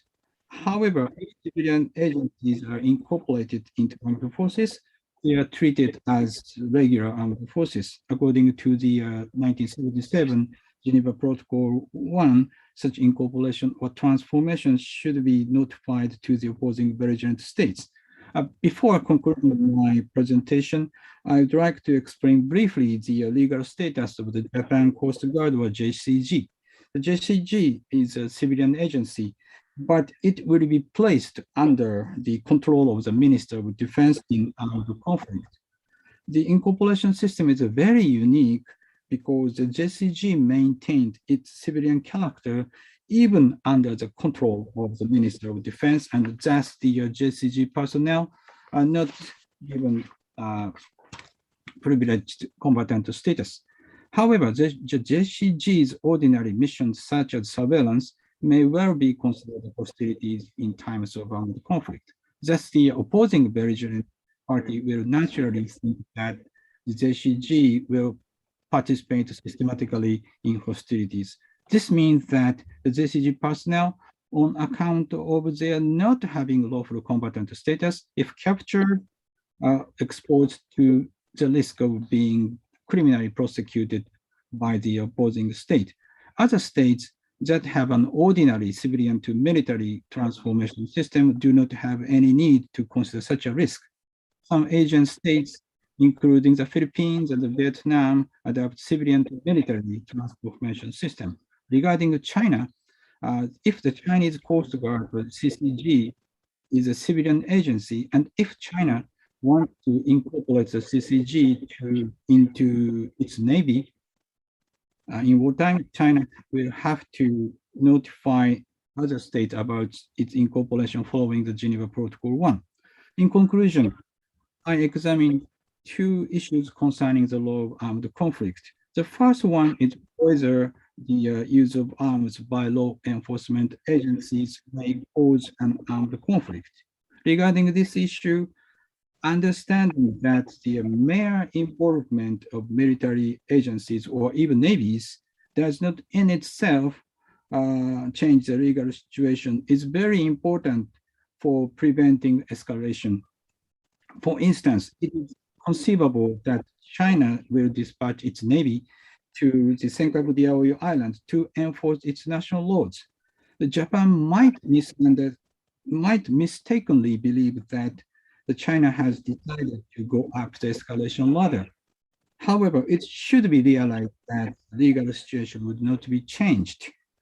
As for the second issue, that is to say the legal status of maritime law enforcement agencies in times of armed conflict, the states with military law enforcement agencies or states adopting a civilian to military transformation system can avoid legal difficulties. However, those states adopting a civilian to civilian transformation system, like Japan, will face a problem when the maritime law enforcement agencies participated in activities in wartime that can be regarded as hostilities. I thank you very much for your attention. This is the end of my presentation. Thank you so much. Thank you very much indeed, Professor Mayama, for walking us through the international legal status and the role of the law enforcement agencies and Coast Guard in time of peace and armed conflict. So we have now heard 5 different and very, very fascinating, interesting subjects on the frontier research on the law of the sea. We have heard the relationship between UNCLOS and BBNJ, the Anthropocene and UNCLOS, the assistant entry, the plastic pollution, and just now the law enforcement agency. So now I turn to 2 of our commentators to hear their views. First is Professor Zhou Keyuan from the Law School of Dalian Maritime University. He's indeed another law of the sea and international environmental law expert with more than 200 publications of books and articles. Professor Zhou, please. Thank you very much, Chair, for your introduction, and I'm also very honored and privileged to attend this fascinating panel as a commentator. And first of all, I would like to say that I was back to China 3 weeks ago, but I was still quarantined in a hotel, so I could not go to Sanya to attend the on-site conference, and still online. And first point, after having heard the 5 excellent presentations, my impression is they are all within the frontier research. So these 5 different topics, but they are very frontier, giving us the latest developments and a lot of information relating to the changes and developments of the law of the sea. In terms of the contents, we can see that some contents relating to the protection of the marine environment, and that is one category, like the first presentation, second presentation, and the 4th presentation, and also in terms also for the second category, I would say that Xinjun's presentation and Professor Mayama's presentation more related to the maritime law enforcement and maritime operations. So these are kind of in terms of geography, I would say that first 2 papers are more general and covering the global developments and the global context, and the last one are more close to the Asian region, particularly the East Asia, region. So that is the, but final point in my impression is that when we talk about the law of the sea, we should not only talk about the law of the sea convention. So the Professor Mayama gave us some insights that we can talk about the law of the sea developments beyond the law of the sea convention. So that is why he talked about the law of armed conflict in the context of the maritime sector. So that is very interesting and quite stimulating panel. So in terms of the law of the convention, and we can see that next year there'll be 40th, and it means that there could be a lot of events across the world to celebrate it. And I remember that almost 20 years ago, 2002, the late Professor Dr. Johnston convened a conference in Canada, the revision of the UNCLOS. So at that time, we identified a lot of issues and the problems in the convention, and we also talk about how and to what extent the law of this convention can be revised, amended.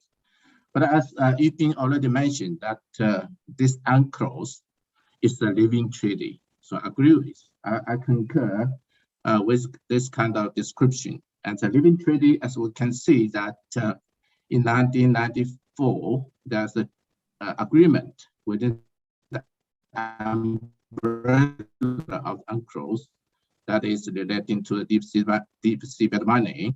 And in 1995, there's agreement about the fisheries management, global fisheries management. And we should be aware that we said that United States is not party to the UNCLOS, but the United States is a party to the fisheries agreement.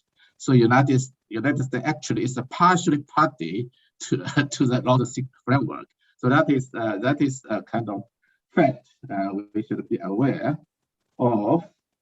And so the law of the sea convention now it has 167 parties to the convention, and we also yesterday we heard that that United States should be encouraged, urged to join the UNCLOS. But for me, I would like to call for our Asian neighbors, Cambodia and North Korea, to join the UNCLOS first. Then we can show the examples, the unity, to support the UNCLOS.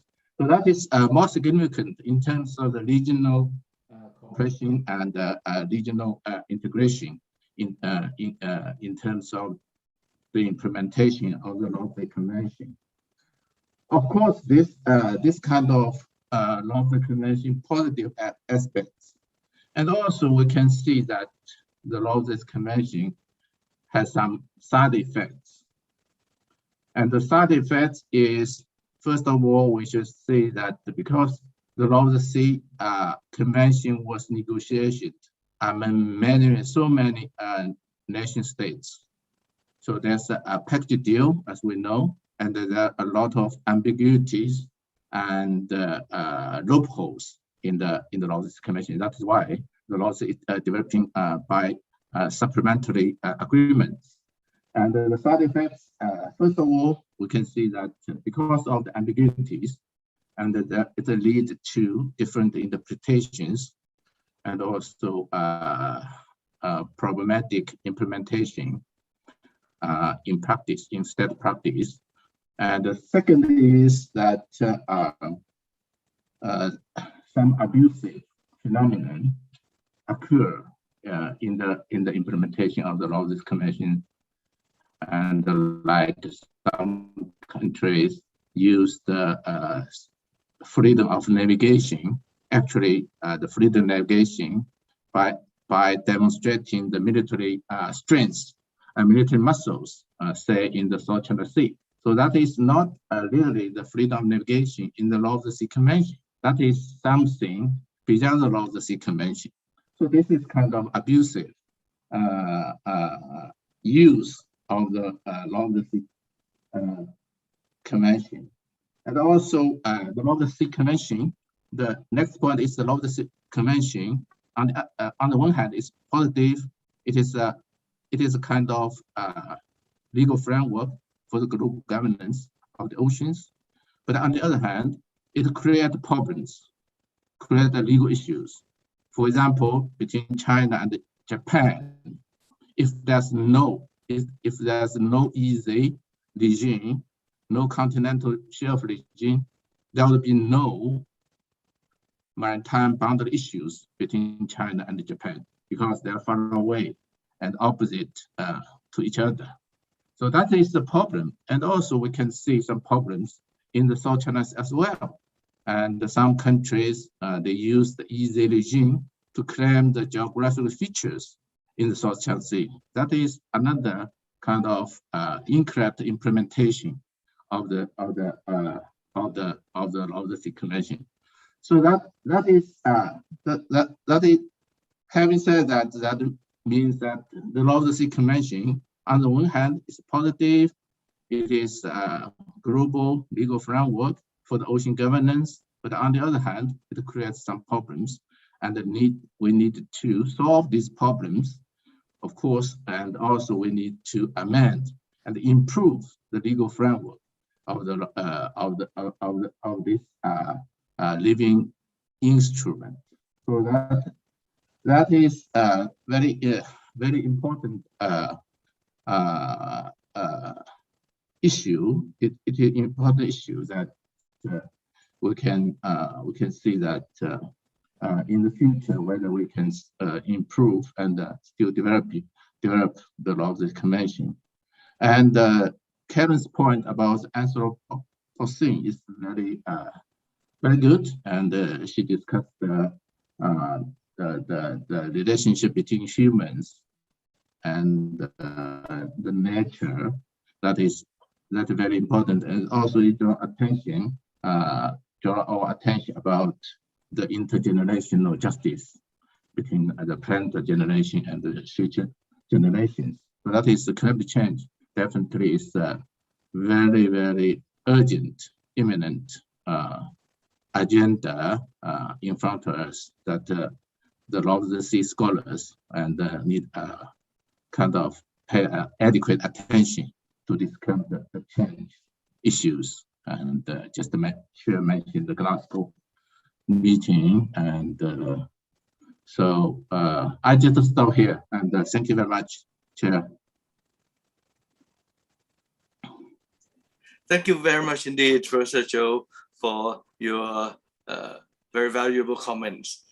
We don't have very much time, so I very quickly go to our second commentator, which is Dr. Gao Xiguo, who is president of Chinese Society of International Law, of the Law of the Sea. Professor Gao is now speaking from Haikou. He is an expert with unsurpassed professional experiences in the Law of the Sea and indeed the South China Sea. So, Dr. Gao, please, the floor is yours. Can you hear me? Is the sound transmission okay? Yes, we can hear you. Thank you very much. Thank you very much for the for Mr. Chair for the kind introduction. It is a pleasure for me to be included once again into this year's program. And I'm also exceedingly happy to meet online at this symposium quite a few old friends as well as new friends. And in particular, I'm very happy to meet Professor Karen Scott in the same panel. And we start to work together recently in the editorial committee of the Ocean Development and International Law Journal. I wish to comment on all the four previous speakers. for their excellent presentations on their frontier research and writing. It's certainly informative, enlightening. Instead of making specific comments on each of their papers, respectively, I will focus perhaps on another issue of frontier research. And I have a PowerPoint that I'd like to share with you. Is the transmission okay? Yes, it's okay. Okay. So I can continue. The Assistant Foreign Minister Wu Jianhao mentioned yesterday in his opening speech the discharge of nuclear contaminated wastewater into oceans. I think that is really a new development of the law of the sea. I mean, so far we can perhaps say there have been 3 steps, or will be 3 steps of the Japanese nuclear contaminated wastewater discharge. The first step is the Japanese government announced its decision to discharge the nuclear contaminated wastewater from Fukushima nuclear plant into the oceans on 13th April of this year. And this decision met with strong concerns and oppositions from both the region and the world. A second step is that the Japanese government, as well as the Tokyo Power Company, announced that decision on 24th August of this year, and to start to build a 1 kilometer undersea pipeline for the purpose of discharge. The Chinese position is clear from the beginning and consistent, and the discharge should not be started before consultation and consensus. So that first two steps has begun by, and we can look forward to the final step, which is in 2020. The former nuclear contaminated wastewater discharge will take place in the spring of 2023. So for the region, for the countries in this region, but West Pacific region and the world, and what are the governance mechanisms? And that is the question. We have a model simulation, computer model simulation, produced by the leading German Institute of Oceanography to simulate the spreading of the contaminated water into the Pacific. Very quickly, it will go to Bering Sea, will reach the west coast of United States and elsewhere. So what are the approaches to the issue of governance? The discharge of nuclear contaminated wastewater is not a home affair, or not purely a domestic matter, because or due to its regional and global effects and implications. So it is by nature an issue of international governance rather than a domestic matter. There are perhaps 2 basic approaches to this challenge of discharge. One is the legal approach, adjudication, arbitration. And second approach is political, negotiation for cooperation. I wrote 2 small articles. The first article in Chinese, published in the Chinese paper, famous Chinese paper, deals with the first approach, or discuss the first approach of legal proceedings. And the second paper, this one, is in English, also published in the same paper, Global Times. And in the second paper, I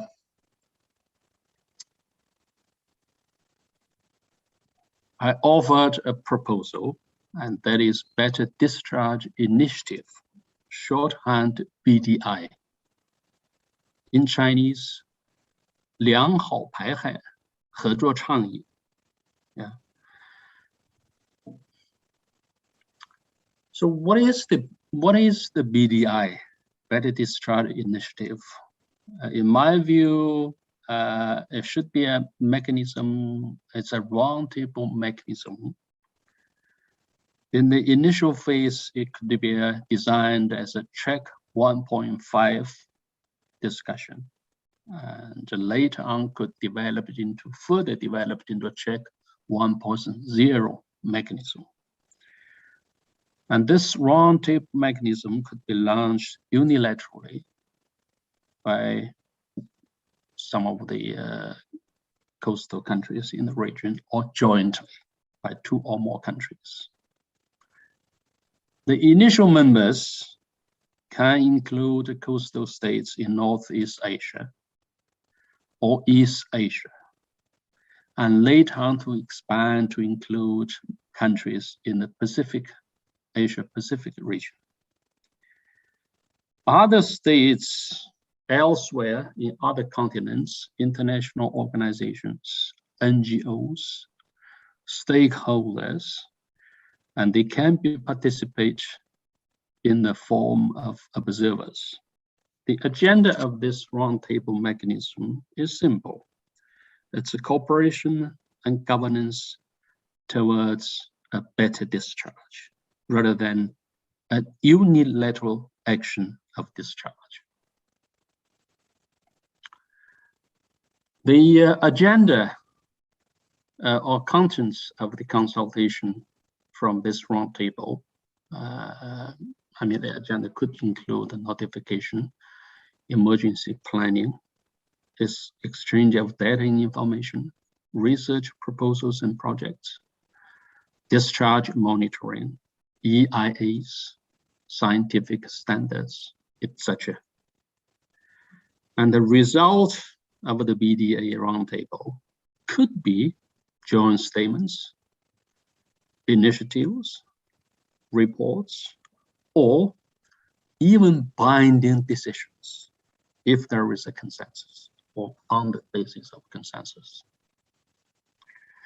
Now, because of the time pressure, let's quickly jump into some concluding remarks.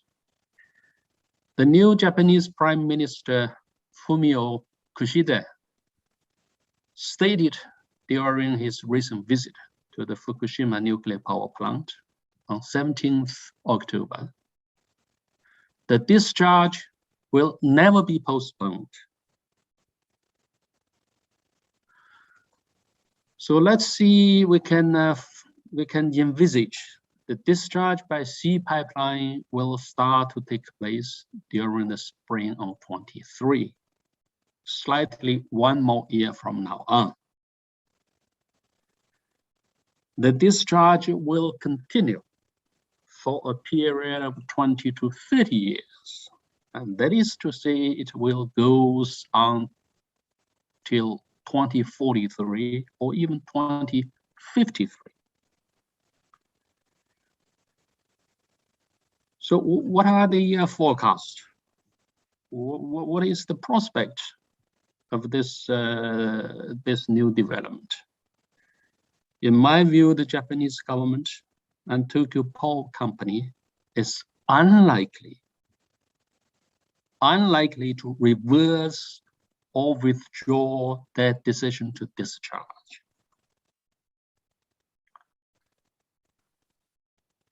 At this symposium, after some further research and studying, and I like to perhaps refine or redefine my proposal from the initial better discharge initiative to a new version, that is better disposal initiative.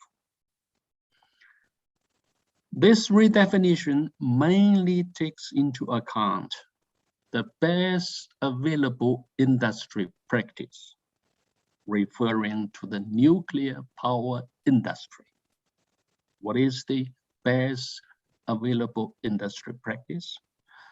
That is, nuclear waste materials are mainly disposed of by means of landfilling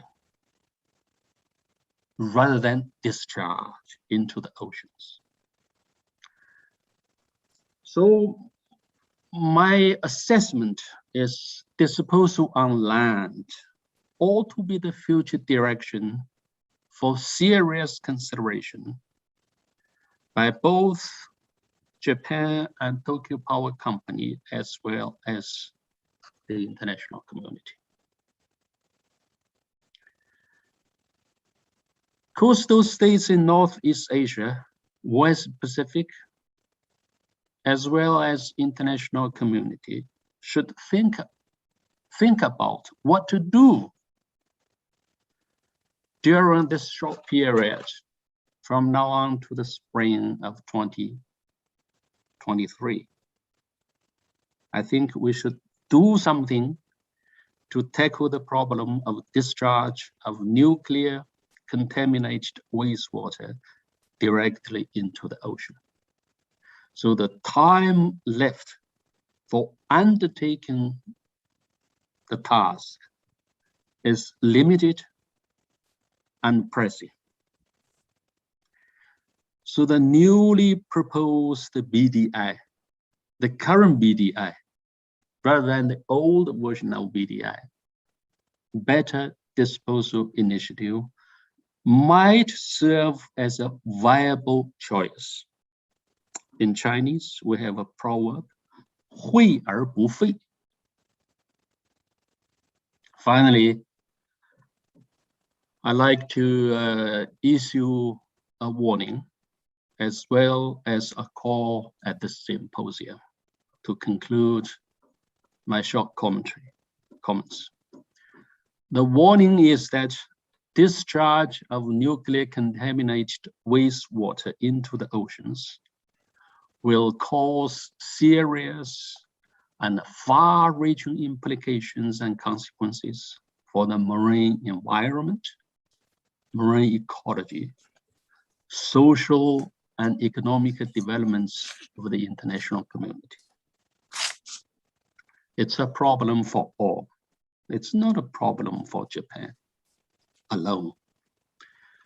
My call is that the coastal states in the region, as well as the international community, should cooperate with Japan, not only concerns and operations. Cooperation with Japan is even more important through a governance mechanism such as BDI, Better Disposal Initiative, to deal with this unprecedented challenge. I'd like to stop here, and I welcome any comments and discussions. Thank you, Mr. Chair. Thank you very much indeed, Judge Gao, for taking us to understand the real problem and danger of the NCW and what we should do to BDI. Thank you very much indeed. We don't have very much time left. We have about 15 minutes for Q&A and discussion. We have Dr. Yan in the room already. And I think here I have one or two questions online. Shall I entertain these two questions first? These few questions first, and then we leave about 6 or 7 minutes to questions in the in the hall. Thank you, Chair. Thank you, Mr. Saraja. I'm here on site. I think that maybe I can collect 2 or 3 questions first, and then I'll propose it to our speakers. And also, first of all, I would like to, using my powers as the on-site chair, to comment only a very little comment to Professor Akira on the Chinese Coast Guard. Well, I do understand, and I do understand our neighbors' concern, both in the South China Sea and the East China Sea, of the Chinese Coast Guard and the new Coast Guard law. However, I really want to say that, like maritime law enforcement agencies in many countries, the CCG is actually both an administrative law enforcement agency and at the same time an armed force. And I also wanted to stress that the Chinese Coast Guard law does not change China's maritime claims, both in the South China Sea and the East China Sea at all. So I really, and also that when the Coast Guard law entry into force since this February, so far we didn't see any conflicts and interactions in our surrounding waters. So I really wish that our neighbors and friends does not overreact to the CCG and the new Coast Guard law. And that's my reaction. So I see there are 2 questions, one from Professor Xue Guifang and one from Professor Lei Xiaolu and also from Dr. Wang Sen. So maybe Professor Xue, please, you first.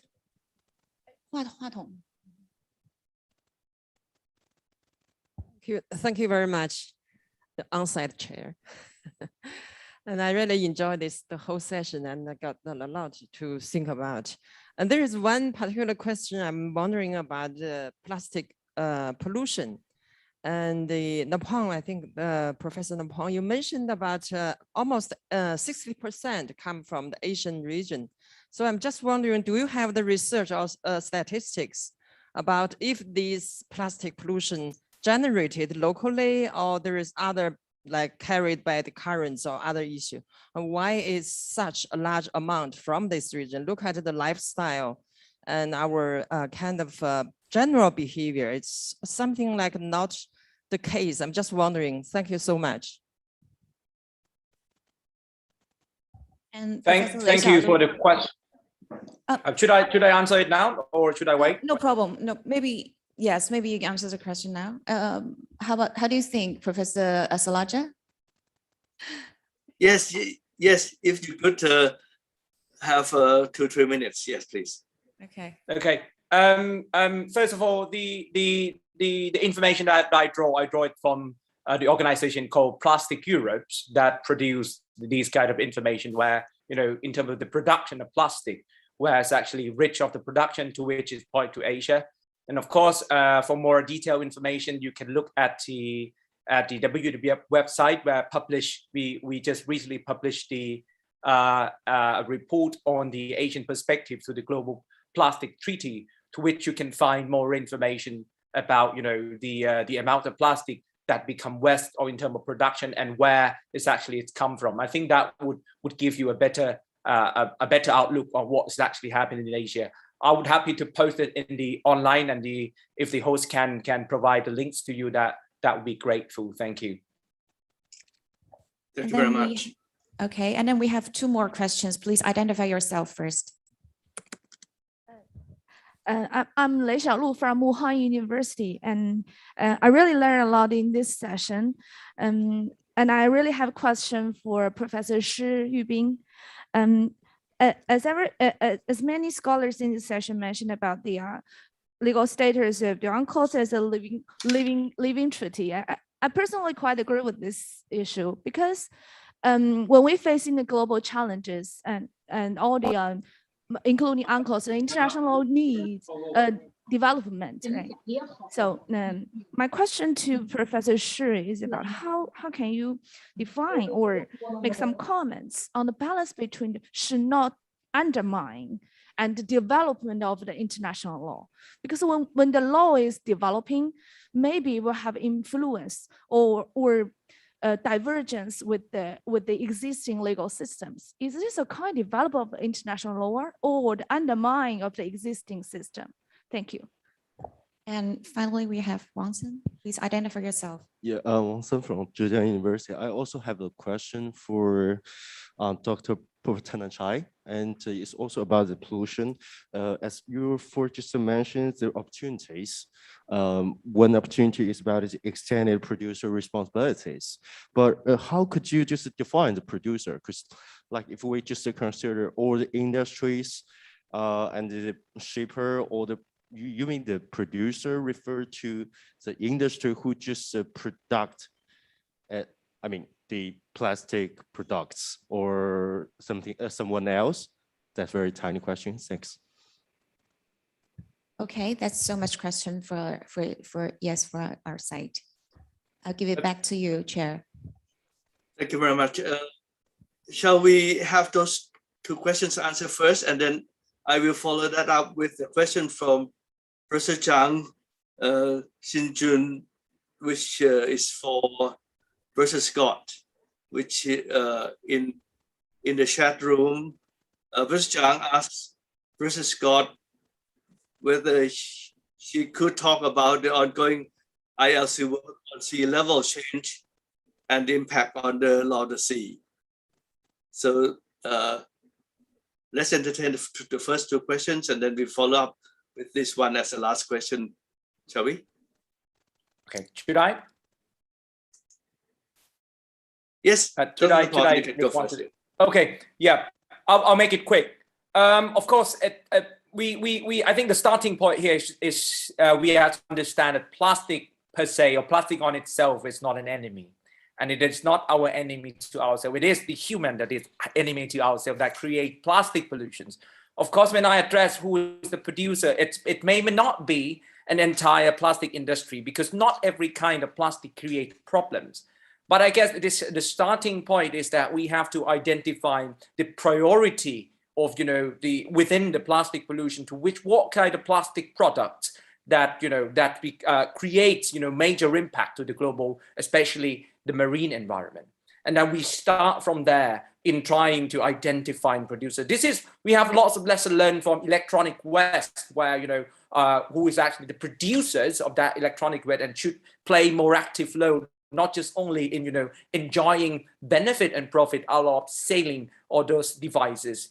And then, let alone the producers, or let alone the consumer and, the government or other people to responsible for, clean up all the mess. So I guess, I think we have to start talking at least in identifying where our priority lines in order for action to be taken. And then we can identify further on the stakeholders, especially within the plastic industry, who's actually should contribute at least more actively in dealing with this, if we are to devise extended producer responsibility mechanisms. Thank you. Thank you very much. I think the first question was for Professor Chi Yubing, please. Yes, first I would like to thank the question from Professor Lei. That's a very good question. Actually, two questions. First, I would like to respond. First, about the whether UNCLOS could be regarded as a living instrument. Actually, we can see this expression in many literature. It's quite often being utilized and quoted by many scholars. This is true. This is because UNCLOS develops. And the way that UNCLOS developed is through the so-called evolutionary interpretation. So the judges or arbitrators, they can interpret the provisions of UNCLOS broadly to cover more issues. So in this way, it develops. But just as Professor Zhou Kouyuan pointed out correctly, so there's abuse of UNCLOS. So in this case, many interpretation or development of UNCLOS provisions has become the ones that the drafters or the previous state consent were not there. So that's really new. So it's hard for state parties to accept. And I think that's one of the main reasons that USA has not joined UNCLOS. There are several reasons for USA not join the UNCLOS, and this is one of the main reasons. So I think there should be a limit to such evolutionary interpretation, and that's why I say the living instrument should be conditional. Okay, that's your first question. The second one about the not undermining requirement, actually that's from the UNGA resolutions. So that's a consensus reached by the international community. So why we need this kind of requirement? As you correctly mentioned, that we should develop the UNCLOS. Actually, there are different groups within the BBNJ negotiation delegations. Some groups of people, for example, like EU, they are pushing this regulatory process. They hope that more stringent rules could be adopted with regard to MPA or marine or ERA. But some other states, in particular those states who has very important interest in the high seas and seabed, so they are reluctant to change existing rules. So this involves not only the existing law, but also the existing institutions, including FAO, IMO, ISA. So that's why they would like to keep the, or at least maintain the existing mandates, I mean, for those institutions, because of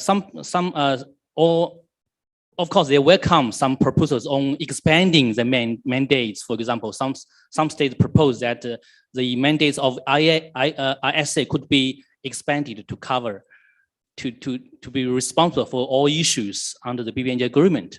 So there is the different debates. So in this case, in order to maintain the delicate balance between states that was established when the 1972 UNCLOS was adopted. So I think, that's my personal opinion, they would like to maintain this requirement, not undermining requirement.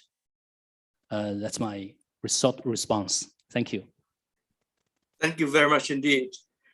In fact, we just running out of time, but Dr. Yan, can we have 5 more minutes? I think so. Please go okay. on, Chair. Okay. In fact, we have even few more questions on the chat room, but I think I will leave those. And I would like to give floor to Professor Scott on Professor Zhang question. Professor Scott could talk about the ongoing ILC work on sea level change and the impact on the North Sea. If you could limit it to 3 minutes, is it possible, Professor Scott, please? Thank you very much. I will absolutely do my best to limit it to 3 minutes. And thank you very much for the question. The issue of sea level rise was in fact something I was going to discuss in my paper, but actually had to cut it out owing to time. And I think it raises some really fascinating questions about the evolutionary nature of UNCLOS, the constitutional nature of UNCLOS, and kind of regionalism. With respect to the International Law Commission, it's on the agenda of the ILC, and they issued a first issues paper in February last year. And if you haven't seen it, I do commend it to you. It's a very useful document. It provided a survey of state practice in relation to whether states were fixing their baselines, either by physical means or legal means, and actually found that there was widespread and consistent practice in the Pacific and Southeast Asia, so kind of using those terms which international lawyers are familiar with as part of customary international law, but also concluded that they didn't feel that there was the relevant opinio juris in the sense of actually establishing a customary practice. In terms of its impact on the law of the sea, I think this raises some interesting questions as to if we're going to go down the route of fixing baselines, whether we can do this within the UNCLOS framework. And interestingly, the ILC actually commented that there was nothing within UNCLOS itself which said you couldn't fix baselines. But I wasn't entirely convinced by that argument because, of course, states have largely interpreted baselines as being ambulatory.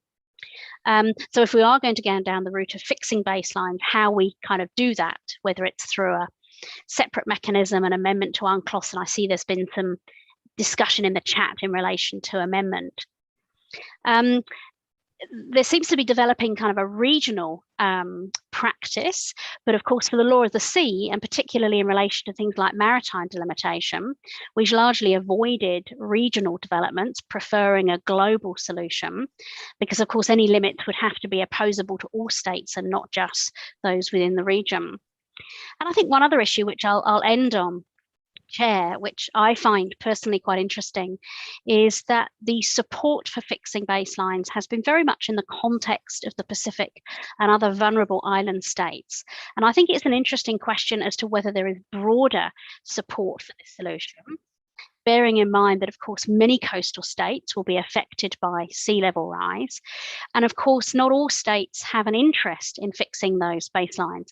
And I can imagine if you have an area of contested maritime zones or sovereignty, and of course, the South China Sea being a classic local example, you may well not necessarily get that agreement with respect to an approach in respect of sea level rise. So I think this presents a bit of a challenge for the law of the sea in the sense of, should we be looking for a global international solution, or are there perhaps opportunities for regional development? But I'm really happy to pick up by email with any person that would like to discuss this further, because I appreciate we're out of time, and thank you for the opportunity for allowing me to respond to that question. Thank you very much indeed. I apologize all those who posed questions that I could not really entertain all the questions in the chat room, but we really are running out of time, and we have lunch to go to, and we also have a packed program in the afternoon. So I think you all agree with me that we have really enjoyed and learned a great deal of the issues that all the distinguished speakers have presented this morning. So I would like to really thank Professor Chi Yu Bing, Professor Karen Scott, Professor Zhang Xinjun, Associate Professor Dr. Napon Popathanachai, Professor Akira Mayama, Professor Shou Kei-Yuan, Judge Dr. Ko Sigua, for your very enlightening and fascinating presentations. Please join me in giving them big hands. So thank you very much indeed. I really enjoyed this session, and thank you the organizer very much, and Dr. Wu, for inviting me to share this session and learn a great deal today. Thank you very much indeed. That brings us to the end of this session for the Frontier Research on International Law of the Sea. Thank you very much indeed. Thank you, Dr. Sorajek. 感谢主持人，感谢各位发言嘉宾和评论嘉宾，谢谢在现场的副主持人妍妍女士，感谢各位在线上会议和现场的参会代表。主办方将于11点到11点。